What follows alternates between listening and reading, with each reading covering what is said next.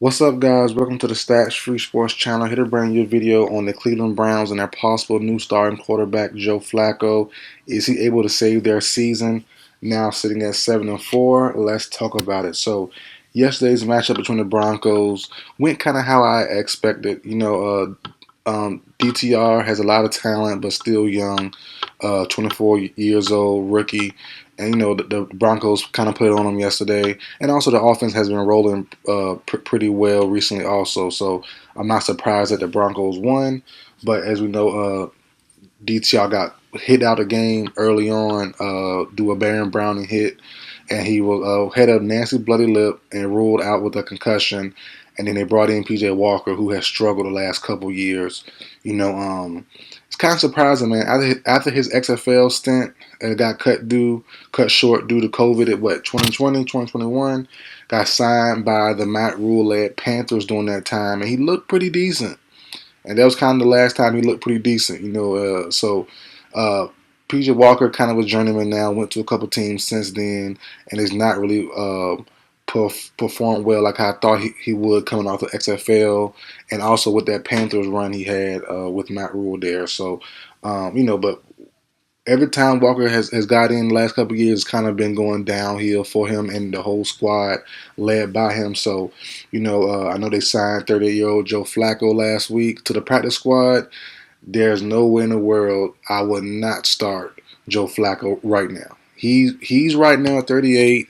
Washed up, beat up, career over, dang near. He's about to be walking off in the sunset pretty soon. There's no way in the world I would not start him right now over PJ Walker. Walker has looked that bad. We got to see what Joe Flacco has. The question is, can he save the Browns? And it's sucky for the Browns, man. I'm not a Browns fan at all, but I had them in the Super Bowl in my prediction the last 2 years. 2 years straight back to back.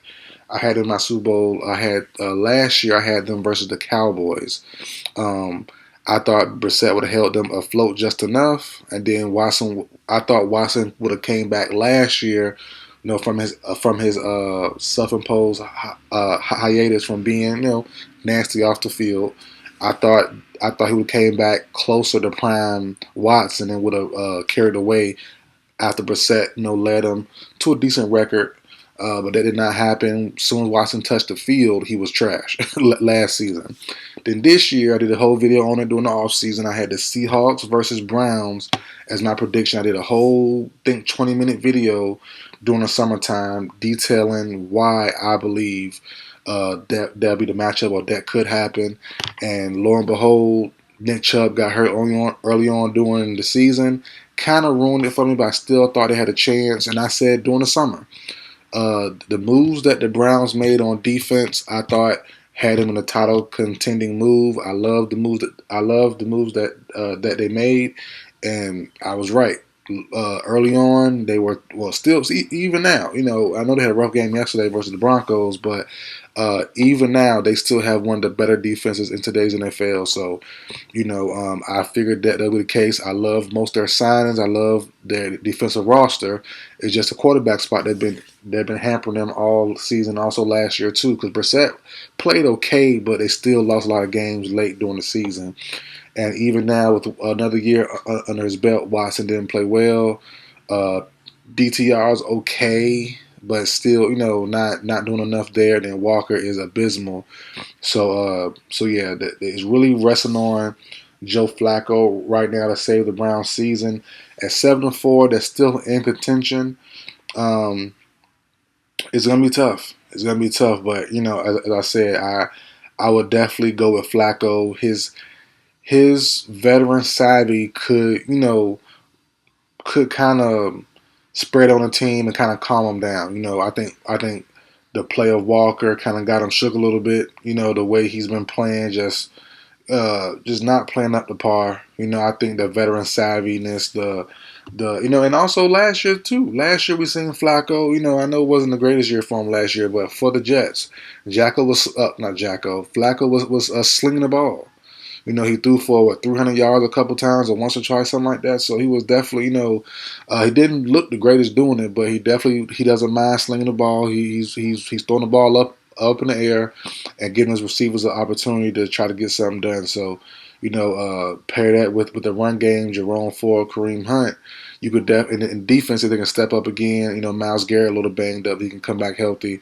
If they can lock back up and clamp down in the next couple weeks, and Joe Flacco can play pretty steady. Not too many turnovers, not too much bad play. Just be an average steady quarterback.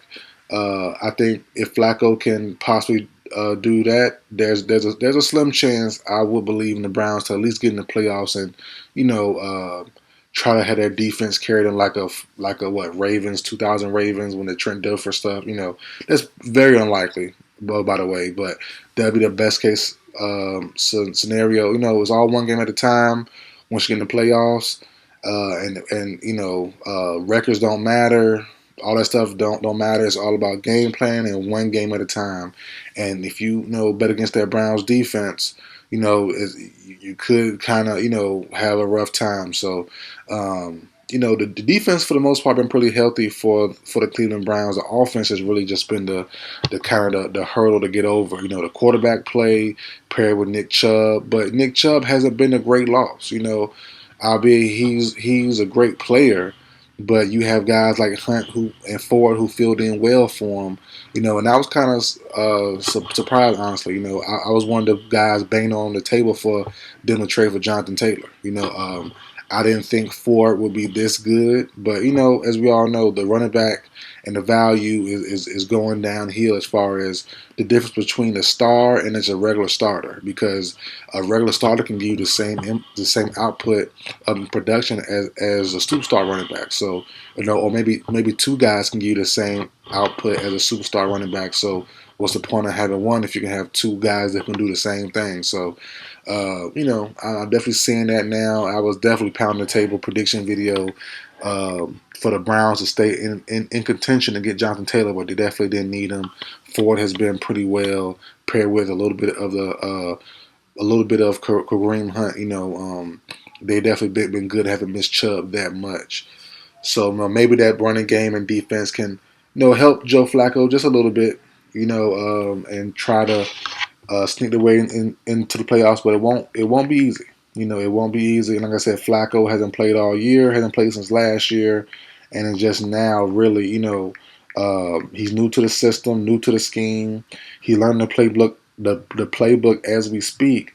And the thing is, the scheme really doesn't fit. From what we know of Flacco, his whole career. We've seen him for a long time now.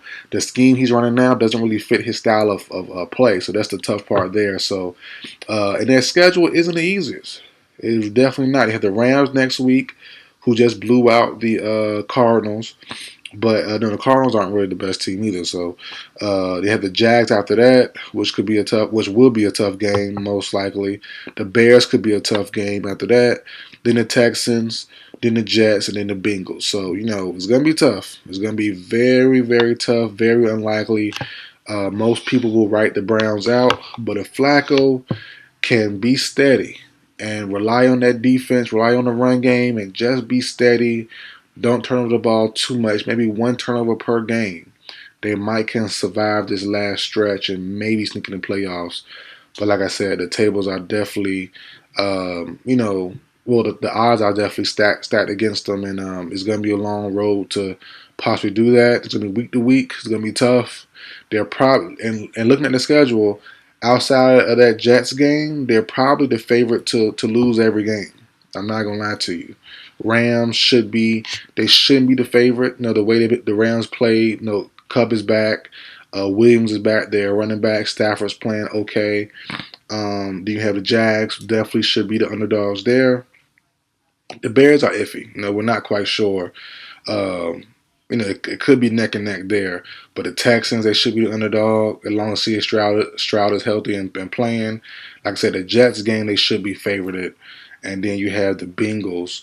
With Browning, I'm not quite sure. We'll see around that time who the quarterback is. It could be the way the luck for the Browns have been going. It might not be none of these guys, DTR, Walker, or Flacco. It could be Colt McCoy or somebody. So just the way the Browns' luck is going this season, injuries really tore them up. and also not steady quarterback play also from Deshaun Watson, who's the front guy for this whole quarterback room. He hasn't played well either.